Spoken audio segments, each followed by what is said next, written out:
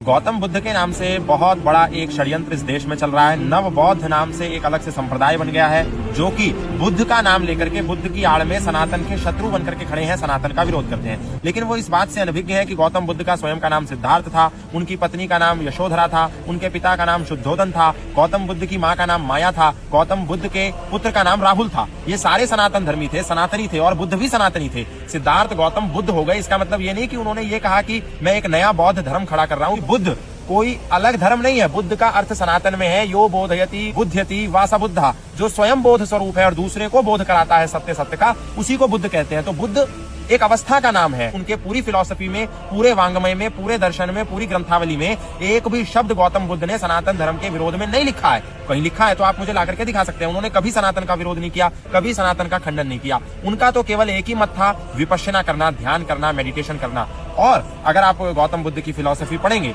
तो गौतम बुद्ध की फिलॉसफी का अंग है 4 आर्य सत्य। अब बताइए 4 आर्य सत्य कहां से गए? सनातन धर्म से गए। उनकी फिलॉसफी में एक दूसरी चीज है त्रिरत्न, संघ, धर्म और बुद्ध। ये कहां से गए?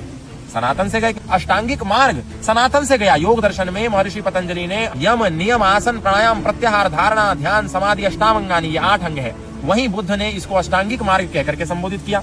कहां से गए? सनातन से गए। पंचशील, बुद्ध की फिलॉसफी का पंचशील। उस पंचशील में क्या है?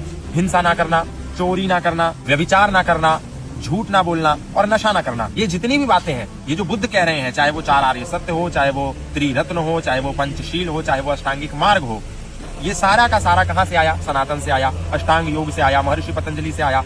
तो हम ये कैसे कह सकते हैं कि बुद्ध सनातन के विरोधी थे? लेकिन इस देश में कुछ लोग हैं जो बुद्ध का नाम लेकर के बुद्ध की आड़ में सनातन का विरोध कर रहे हैं। बुद्ध ने जो फिलॉसफी कही, उस फिलॉसफी पे इनमें से एक भी व्यक्ति नहीं चलता। बुद्ध पंचशील में कह रहे हैं कि झूठ नहीं बोलना है, और ये जितने भी नव बौद्ध हैं हर दिन झूठ बोलते हैं। बुद्ध ये कह रहे हैं कि व्यभिचार नहीं करना है। इनमें से कितने ऐसे लोग हैं जो व्यभिचार नहीं करते?